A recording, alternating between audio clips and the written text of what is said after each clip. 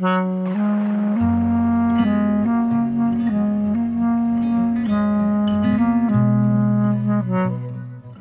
오늘은 마태복음 13장 24절에서 30절 또 36절에서 43절 말씀으로 또 좋은 씨와 가라지의 비유로 함께 말씀 은혜 나누기를 원합니다. 예수님이 우리에게 가장 원하셨던 것은 하늘나라에 대한 그 복음을 우리가 잘 알았으면, 또 하늘나라에 대해서 늘 마음속에 담고 살았으면, 그게 어쩌면 저는 예수님의 간절한 마음이었다, 그런 생각을 갖습니다. 그래서 지난주에도 씨 뿌리는 그 밭의 이야기를 나누었지요. 길가에도 씨앗이 떨어졌고, 또 갓씨 떨기에도, 흙이 얇은 돌밭에도, 그리고 좋은 땅에도, 우리의 마음에는 좋은 땅에만 심어도 될 것 같은 생각이지만, 하나님의 마음은 길가일지라도 좋은 씨를 맺기를, 열매 맺기를 하나님께서 원하셨고, 아낌없이 그 아까움에도 불구하고 모두 뿌렸다라고 우리가 그 말씀을 묵상해 볼 수 있었습니다. 오늘은 좋은 씨와 가라지의 비유를 통해서 말씀을 나누길 원하는데요. 한 사람이 씨를 뿌리러 나갔습니다. 좋은 씨를 자기 밭에 뿌렸는데 잠자는 때에 원수들이 와서 가라지를 덧뿌리고 갔습니다. 또 시간이 지나서 싹이 나는데 또 열매 맺을 때가 되었을 때에 가라지가 심긴 것도 다 드러났습니다. 그러니까 종들이 그러면 가서 가라지를 뽑을까요? 라고 이야기하는, 그러나 예수 주인은 추수 때까지 그대로 두라 말씀하는 그 내용의 본문입니다. 이것을 통해서 우리는 하나님 나라의 현재 또 미래, 그리고 구원과 심판에 대한 그 말씀들을 우리는 생각해 볼 수가 있습니다. 그리고 특별히 우리가 이제 요새 복음을 전하는 그런 입장에서 이 말씀들을 생각해 보는데요. 이 비유가 우리에게 어떤 말씀을 주는지를 한번 또 묵상해 볼 수 있기를 원합니다. 이제 첫 번째는 예수님은 지금도 좋은 씨를 세상에 뿌리고 계시다라는 사실입니다. 좋은 씨를 뿌리는 자는 인자요, 밭은 세상이요, 좋은 씨는 천국의 아들들이요, 그랬습니다. 그래서 예수님이 뿌리는 씨는 꼭 교회 안에만 뿌리는 것이 아니라 세상 전체에다가 이 좋은 씨를 뿌리고 있다. 예수님은 교회 안에만 계시는 분이 아니시라 또 우리가 살아가고 있는 그런 현장, 가정도 또 일터도 학교도 그 어느 자리가 되든지 하나님은 우리 가운데 거하시고 또 하나님의 백성들을 그 가운데 심고 계시다라는 그런 사실입니다. 그래서 오늘 우리가 있는 자리, 여러분이 있는 자리, 가정도 일터나 또 학교나 또 그 어느 자리가 되든지 그 자리는 하나님이 두신 자리, 우연히 우리가 놓여진 자리가 아니라 하나님이 계획을 갖고 뜻을 가지시고 두신 자리라는 사실들을 우리는 알아차릴 필요가 있다라는 이야기입니다. 그리고 그곳에다가 우리가 좋은 씨가 되도록, 좋은 열매를 맺도록 하나님이 그 자리에 두었다라는 그런 이야기지요. 물론 씨앗이 처음에 심겨졌을 때는 알지 못합니다. 또 눈에 보이지 않습니다. 그러나 시간이 지나면 싹이 나오기 시작하고 또 싹이 나오기 전에는 이미 보이지 않을 때에 뿌리가 내리기 시작했지요. 그리고 이제 싹이 나면서 줄기가 올라오면서 꽃도 피고 열매도 맺게 됩니다. 그러니까 하나님이 우리를 향한 계획 역시 똑같습니다.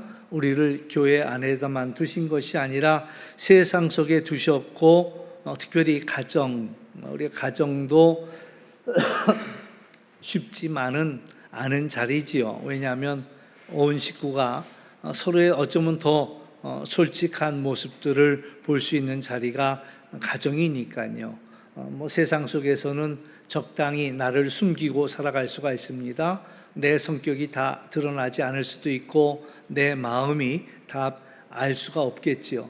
적당히 보낼 수 있지만 이 가정이라는 자리는 우리가 온전히 다 드러나는, 우리의 삶이 드러나는 그런 자리지요. 그러니까 그 자리에조차 하나님이 우리를 일부러 그 자리에 두셨다라는 사실을 우리는 기억할 필요가 있겠고요. 당연히 일터에도 복이 되라고, 복의 근원이 되라고 우리를 그 자리에 두셨고, 학교나 또 그 어느 자리나 다 하나님이 두신 자리에서 예수님의 향기를 드러내기를 원하신다라는 그런 이야기입니다. 그래서 우리가 있는 그 자리가 나 때문에 서로의 마음이 기쁘고 감사하고 또 마음이 가벼워지는 이제 그런 자리가 되어야지, 나로 인하여서 그 자리가 무거워지거나 또 나로 인하여서 그 자리가 답답해지거나 나 때문에 불안하거나 그걸 원치 않는다라는 그런 사실입니다. 그러니까 초대교회 성도들의 삶은요, 어느 자리에 주어지든 그 자리에서 예수님의 향기를 드러냈다라는 그런 얘기입니다. 초대교회 사람들이 대단한 능력을 가진 것 아닙니다. 어떤 권세나 위치에 있지 않았습니다. 그들의 가졌던 어떤 배경이 어떤 막강한 어떤 권력을 가졌던 것도 아닙니다. 그러나 그들은 어디에 가든지 복음을 전할 수 있었고 그 예수님의 냄새를 피울 수 있었다는, 베드로가 그랬잖아요. 어부였습니다. 또 사람들이 생각할 때 베드로는 배운 것도 없고 무식하고 그래서 평범하기 짝이 없는 사람이라고 생각했습니다.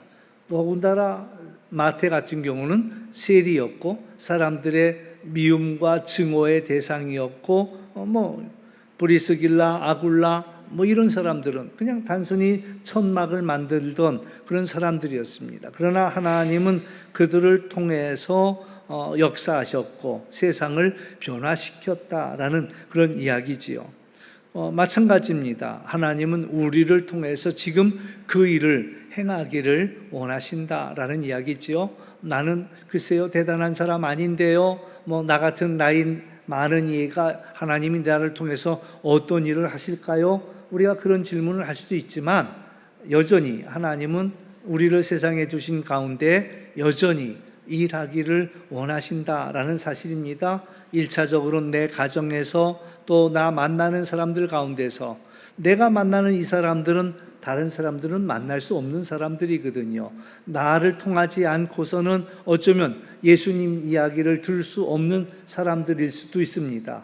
내가 잠잠하면 그들은 예수님의 이야기를 듣지 못할 수도 있습니다. 그래서 나를 그 자리에 두셨고 나를 통해서 그 예수님의 사랑이 전달되어지기를 원하셔서 하나님은 오늘도 우리를 좋은 시로 사용하신다라는 사실입니다. 그래서 어려운 이웃들을 향하여 우리가 나아가서 그 손을 붙잡아 줄 필요가 있고요. 심지어는 용서하기 어려운 사람, 우리 인간적인 힘으로는 용서할 수 없습니다. 그러나 하나님이 주신 그 능력으로 우리가 용서도 할 수 있고 그 용서할 때에 그들에게 하나님의 그 사랑이 전하여지고요.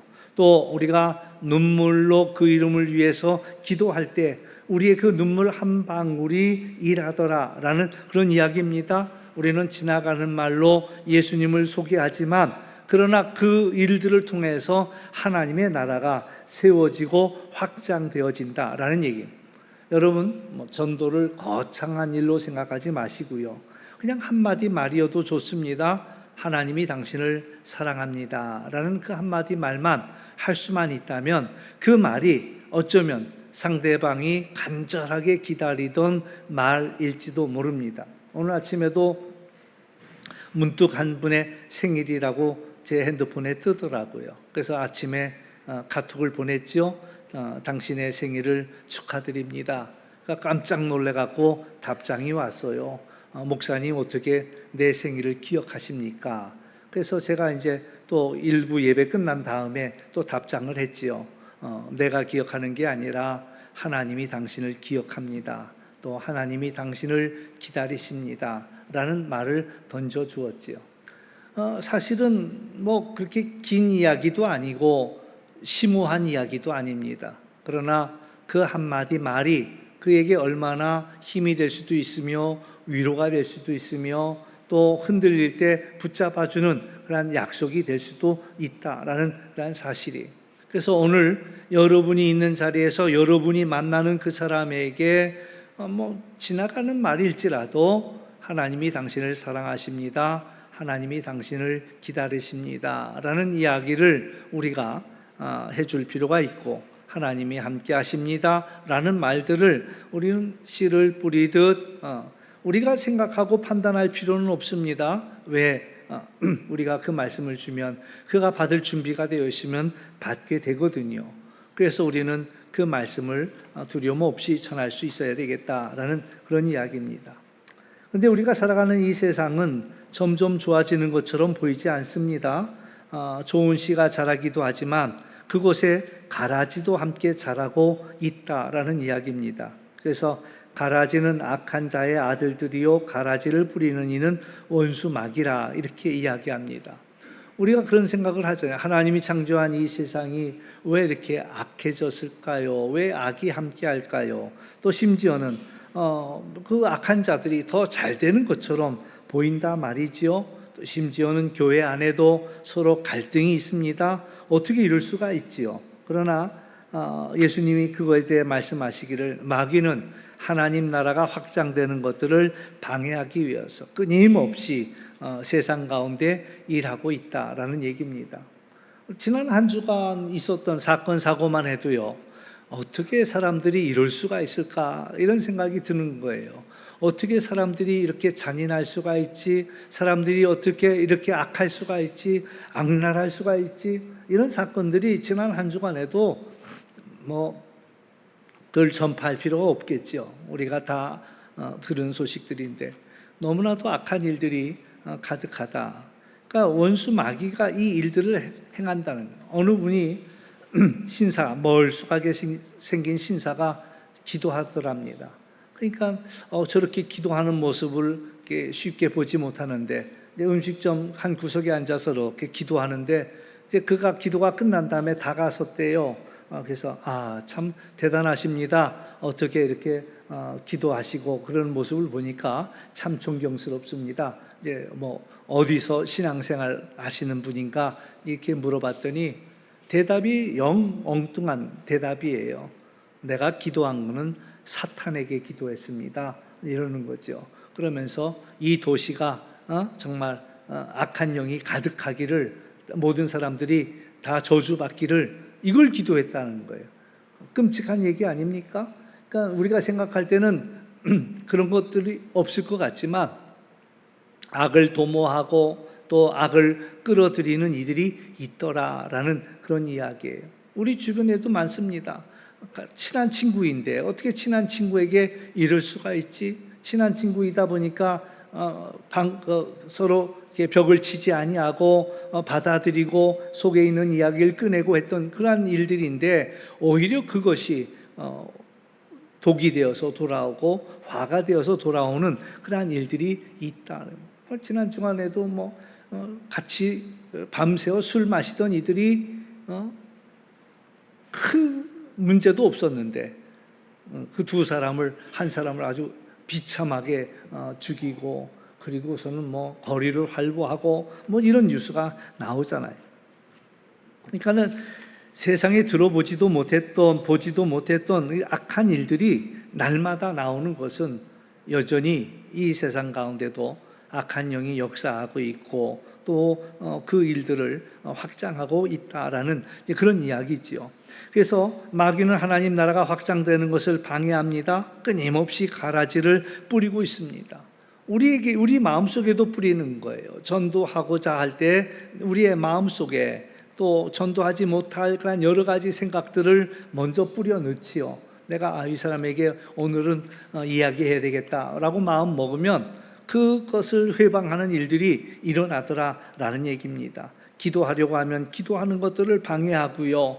또 뭔가 행사를 또 하려고 하면 그 행사를 깨놓고요. 또 서로 믿음을 어떻게 지켜보려고 하면 여러 가지 유혹들이 다가오더라라는 이야기고요.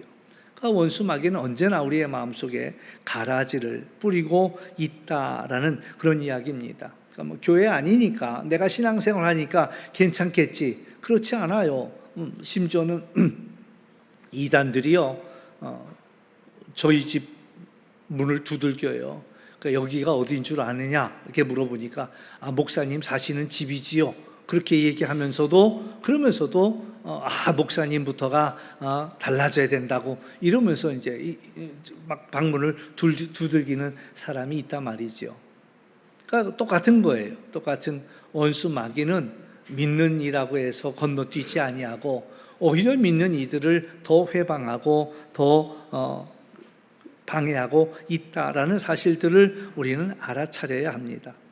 그러니까 이제 여기서 재미난 한 가지 사실은 종들이 그런 얘기를 하죠. 우리가 가라지를 뽑을까요? 라고 이야기한 거예요. 그랬더니 예수님은 그냥 두라는 거예요. 그냥 둬라. 가라지를 뽑다가 곡식까지 상하게 할 수가 있다라는 이야기죠. 저도 잡초난 것들을 보고 인정사정 없이 뽑아내다 보면 이게 그냥 그 잡초만 나오는 게 아니라 그 옆에 있던 그런 꽃나무들까지도 덩달아 끌려 나오더라고요. 그래서 이게 쉬운 일이 아니구나. 잡초만 솎아낸다는 일이 결코 쉬운 일이 아니구나. 이런 것들을 경험해 보게 되죠. 근데 또 중요한 거 한 가지는 사실은요, 우리는 너무 쉽게 판단하죠. 저거는 악한 것들이고 솎아내야 할 것들이고 저거는 이쁜 것들이고 보호해야 될 것이고 이렇게 생각하지만 사실 우리는 잘 알지 못한다라는 그런 이야기입니다. 그러니까 한 가지 예로 사도 바울이 이전에 이제 사울로 있었을 때에 예수님 믿는 사람들을 핍박했거든요. 이 얼마나 열심히 핍박을 했는지 시키지 않아도 쫓아다니면서 예수 믿는 사람들을 핍박한 거예요. 심지어는 다메섹은 굉장히 멀리 떨어져 있는데도 오히려 가서 청해가지고 나에게 저 다메섹에 가서 예수 믿는 사람들 잡아올 수 있는 권세를 달라고 그것을 받아가지고 일부러 막 다메섹까지 쫓아가는 그런 열정이 그에게 있었단 말이죠. 근데 다메섹 가는 도중에 부활하신 예수님을 만나면서 이 사울이 이제 회개하는 일들이 생깁니다. 그리고 나서 당신은 누구십니까? 그럴 때 나는 네가 핍박하는 예수라. 그러면서 이제 너의 할 일을 다메섹에 들어가면은 얘기해 줄 거다. 이 사울이 다메섹에 들어가서 이제 하나님을 위하여서 예수님을 위하여서 복음을 전하는 자로 부름을 받게 되는데 사실 그 주변에 있던 수많은 사람들은 믿어지지가 않는 거예요. 저희가 예수를 핍박하던 자인데 왜 하나님은 하필이면 저 사람을 쓰냐 말이죠. 다른 사람들도 많은데, 더 좋은 사람, 훌륭한 사람 많은데 왜 굳이 저 사람을 쓰려고 하느냐. 그게 다 하나님의 계획이 있었고 하나님의 뜻이 있었단 말이죠. 그러니까는 사도 바울은 어지간한 핍박을 받아서는 그 예수를 전하는 것을 멈추지 않았어요. 왜? 자기가 그보다 더 어렵게 핍박을 했었거든요. 그러니까 그 핍박을 받으면서도 나는 그럼에도 불구하고 예수님을 전하겠다라고 죽을 뻔한 그런 여러 가지 경험들을 넘어서고 그러면서 오히려 그는 끝까지 복음을 전하는 신실한 자가 되었다라는 그런 이야기지요. 그러니까 오늘 우리가 살아가면서 저 사람이 십자가 옆에 있던 강도가 마침내 회개할 거라고는 어느 누구도 생각해 보지 않았습니다. 그러나 그 마지막 그 십자가에서도 예수님은 그를 구원하셨다라는 얘기입니다. 뭐 베드로 얘기는 더 할 것도 없죠. 예수님 앞에서 그는 아주 충동적인 사람입니다. 좌충우돌하는 사람이죠. 예수님을 모른다고 3번이나 부인했습니다. 그러한 그 사람을 예수님은 초대교회의 첫 번째 지도자로 세웠다라는 그런 이야기지요. 사람들은 왜 저보다 더 괜찮은 사람 많은데 왜 하나님은 저 사람을 쓰시는가? 하나님이 다 계획이 있어서 쓰셨다라는 이야기입니다. 그러니까 오늘 우리들이 어느 누구는 아니다라고 판단하거나 정죄해서는 안 된다. 우리는 사실 잘 몰라요. 세상 끝날까지는 무엇이 알곡이고 무엇이 가라지인지조차도 어쩌면 잘 모를 수도 있습니다. 가라지처럼 보였던 알곡들도 있고요. 알곡처럼 보였지만 결국엔 가라지인 이들도 있습니다. 그래서 하나님이 그냥 두어라. 마지막 때에 이제 가라지들은 묶어서 아궁이로 넣을 것이고 알곡들을 모아서 곡간에 넣을 것이다. 그러나 여기서 우리가 한 가지 꼭 기억해야 할 것은, 오늘 말씀을 통해서 꼭 기억해야 할 것은 심판이 있다라는 그런 이야기입니다. 추수 때에 내가 추수꾼들에게 말하기를 가라지는 거두어서 불사르게 단으로 묶고 곡식은 모아 곡간 안에 넣으리라. 사실 우리가 살아가는 매 순간에도 항상 결산하는 시간은 있거든요. 한 달 돈을 썼으면 내가 어디에 돈을 어떻게 썼는가 결산해 보지요. 내가 결산하지 않아도 카드사에서 청구서가 옵니다. 그러면 청구서 이렇게 들여다보면은 기억에도 없는 것들이 있어요. 나 이거 이런 적이 없는데? 근데 나중에 따지고 보면 정확하더라고요. 나보다도 기억이 더 정확해. 그래서 틀림없이 청구서가 날아오지요. 그러니까 우리가 물질만 그런 것이 아니라 우리의 시간도 언젠가는 일기를 쓰는 분들 올 거 아니에요. 지난 한 달 동안 왜 이렇게 바빴지? 지난 한 달 동안 왜 이렇게 힘들었지? 지난 한 달이 왜 이렇게 좋았을까? 이걸 일주일 동안 매일 쓰던 일기를 뒤돌아보면 내가 어떻게 이 한 달을 보냈구나. 시간도 보는 거예요. 또 뿐만 아니라 여러 가지가 많죠. 하나님이 우리에게 주신 재능이 있습니다. 남에게 없는 그런 재능들을 주셨는데 나는 이 재능들을 어떤 사람은 그 재능을 평생 묻어두고 사는 사람들이 있고, 어떤 사람들은 그 재능을 자기만을 위해서 쓰는 사람들이 있고, 어떤 사람은 그 재능들을 다른 사람들을 위해서 쓰는 사람들도 있고, 이런 것들이 그냥 죽으면 끝나는 것이 아니라 죽음 다음에는 결산이 있다, 심판이 있다라는 사실들을 우리는 기억할 필요가 있겠고요. 오늘 말씀 속에서 분명하게 이야기하는 것은 가만두지만 곡식도 심기고 좋은 씨도 심기고 가라지도 심기고 그랬지만 결국에 가서는 하나님의 심판이 있고, 그때 가서는 지금은 섞여 있지만 그때는 분명하게 다 나뉘어서 아궁이로 들어갈 것과 창고로 들어갈 것들이 구분되어진다라는 그런 이야기입니다. 하나님은 악을 그냥 방치하지 않습니다. 여러 가지 우리가 억울한 일을 당하기도 하고 눈물도 나고 불의한 일들도 있고 그렇지만 언젠가 끝은 있다. 세상은 그냥 저절로 굴러가는 것이 아니라 하나님의 섭리와 계획 가운데 있다라는 그런 이야기. 우리 인간이 만든 신호등조차도요, 교통신호가 주어지지만 사고가 일어납니다. 그러나 하나님의 이 우주의 질서는 여전히 그 자리를 지키고 있다는, 엄청난 하나님의 그러한 질서 속에서 우주 만물들이 운행하고 있고 그 질서를 이루어가고 있다라는 사실이에요. 그래서 결국 이것은 끝없는 시간들이 아니라 하나님의 심판의 시간들이 있다라는 것을 우리는 기억할 필요가 있겠고요. 그러므로 우리는 그 앞에서 두 가지를 질문할 필요가 있습니다. 나는 어느 편에 서 있는가? 좋은 편, 좋은 씨 편에 서 있는지, 아니면 나는 가라지 쪽에 세상 가운데 서 있는지. 우리는 또 그럴 수도 있습니다. 나는 교회 다니니까, 교회 안에 있으니까 그걸로 우리가 안심하는 것이 아니라 정말 나는 예수님을 믿고 의지하고 복음 가운데 하나님의 말씀과 하나님의 뜻 가운데 살고 있는가라는 것들을 우리는 진지하게 물어볼 필요가 있다라는 이야기고요. 내가 하나님의 뜻대로 사는지, 그냥 모양만 교회를 다니는 사람은 아닌지 우리 자신을 생각해 볼 필요가 있고요. 이제 두 번째 생각할 수 있는 것은, 그렇다면 나는 무엇을 하고 있는가? 정말 하나님의 일을 위해서 좋은 씨를 심고 있는가라는 것들이죠. 예수님의 마지막 명령은 모든 족속으로 제자를 삼고 아버지와 아들과 성령의 이름으로 세례를 주고 내가 가르쳐 분부한 모든 것들을 가르쳐서 지키게 하라고 말씀하셨거든요. 그러므로 오늘 우리는 사람들을 구원하는 일들에 가장 중요한, 우리들이 이것저것 다 해봤잖아요. 그러나 이제 점점 나이가 들어가면서 우리가 할 수 있는 일들은 줄어듭니다. 그러나 분명한 한 가지, 마지막 순간까지 남아있는 그 하나는 우리가 하나님의 뜻대로 이 복음을, 이 씨앗을 심고 있느냐라는 그런 것들이지요.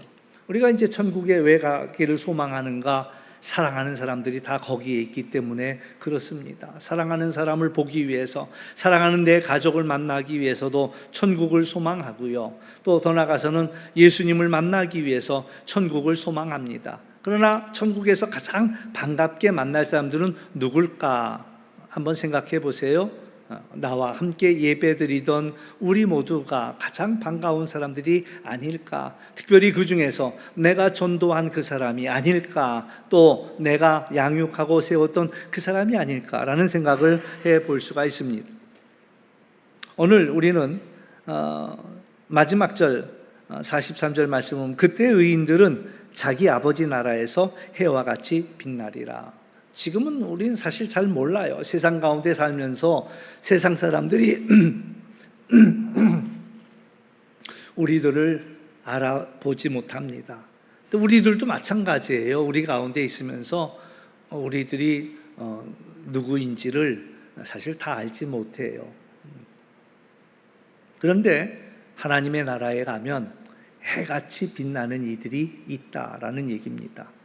하나님의 말씀대로 살고 하나님의 뜻대로 살았던 그 사람들이 정말 해같이 빛나는 그 영광이 그에게 있다. 사실 우리 안에 하나님의 형상이 있고 하나님의 영광이 우리와 함께합니다. 그런데 우리가 너무 세상에 걱정이 많고 근심이 많으면 그 빛이 잘 드러나지 않는 거예요. 사람들 눈에 알아보지 못하는 거예요. 어떤 사람들은 조용히 자기의 그런 자기가 잘할 수 있는 일들로 열심히 섬기고 있습니다. 그런데 그 열심히 섬기는 그 모습이 우리 눈에는 잘 보이지 않는 거지요. 그러나 하나님의 눈에 볼 때는 그 영혼이 빛나는 영혼이다 말이에요. 복음을 전하기 위해서 눈물을 흘리고 또 나가서 핍박을 받으면서도 복음을 전하는 그 사람이 진짜 빛나는 사람들이고 하나님께서 기뻐하는 사람들이다라는 사실이에요. 세상 사람들은 알아주지 못합니다. 모르지요. 왜 저러고 사는지를 이해하지 못하지요. 저도 전도하러 나갔더니 어떤 분이 그래요. 그 시간에 돈 벌겠습니다. 예배당에 나오라 이렇게 전도했더니 그러는 거야. 그럴 시간 있으면 내가 가서 아르바이트 뛰고 돈 벌겠습니다. 아주머니들이 하는 얘기예요. 와. 그러나 우리가 가장 소중한 일들이 이 땅을 살면서 선한 씨를 심고 하나님의 뜻을 이루며 사는 이 일들이 해처럼 빛나는 일들이 된다라는 사실입니다. 여러분이 한 영혼을 위해서 눈물로 하는 그 눈물이 결코 사라지지 않습니다.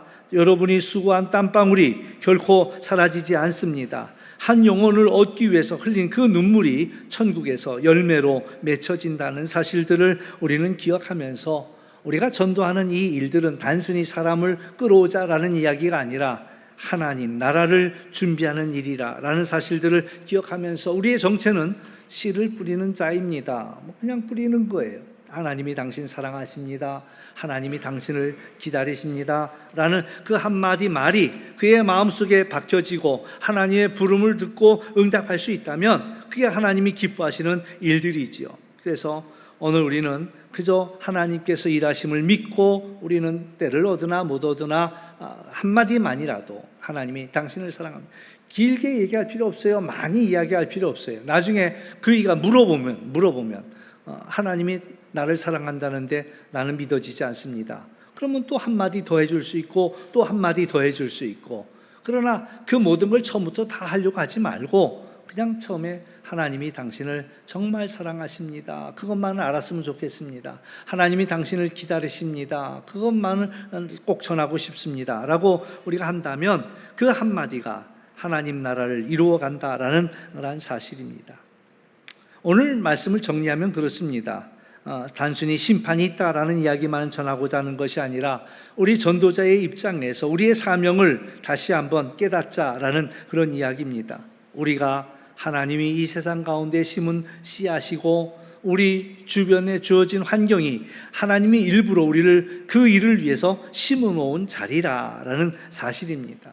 내가 입술을 다물고 있음으로 인해서 내 주변 사람들이 하나님의 그 초청을 받을 수 없다면 그 책임은 내게 돌아온다라는 사실이지요. 그래서 오늘 가라지가 여전히 이 세상에 가득하고 악이 존재하지만 하나님의 마지막 때가 심판이 있다라는 사실을 기억하면서 우리는 낙심하지 말고 절망하지 말고 포기하지 말고 계속 우리가 우리에게 주어진 영혼들을 위해 기도하고 우리는 사랑을 뿌리기만 하면 된다라는 이야기입니다. 우리의 사명은 열매를 맺는 것이 아니라 씨를 뿌리는 것이라는 사실이고, 그것을 자라게 하고 열매 맺게 하시는 분은 하나님이십니다.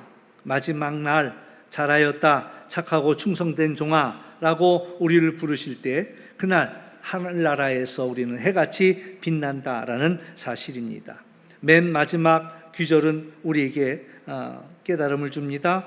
들을 귀 있는 자는 들으라. 기도하겠습니다. 참 좋으신 아버지 하나님, 감사합니다. 씨를 뿌렸을 때 다양한 밭들이 있었던 것과 마찬가지로 오늘 또 우리를 좋은 씨를 뿌렸으며, 그러나 우리가 사는 이 세상 속에는 또 생각지 못한 가라지들이 더 왕성하게 자라고 있습니다. 그러나 우리가 마지막 심판의 때를 생각하면서 아직 기회가 있을 때에 우리의 주어진 자리에서, 가정에서, 또 우리를 만나는 사람들 가운데서 복음의 씨앗을 뿌릴 수 있는 저희들 될 수 있도록 인도하여 주옵시고, 이것이 마지막 순간에 가장 해같이 빛나는 일이 된다라는 사실 기억하면서 오늘도 우리가 수고의 땀방울 또 수고의 눈물을 흘리며 하나님의 맡겨주신 그 일들을 감당하는 저희들 될 수 있도록 인도하여 주옵소서. 그래서 우리 모두가 하나님 앞에서 해같이 빛나는 영혼으로 살아갈 수 있도록 도와주옵소서. 감사하며 예수님의 이름으로 기도하옵나이다. 아멘.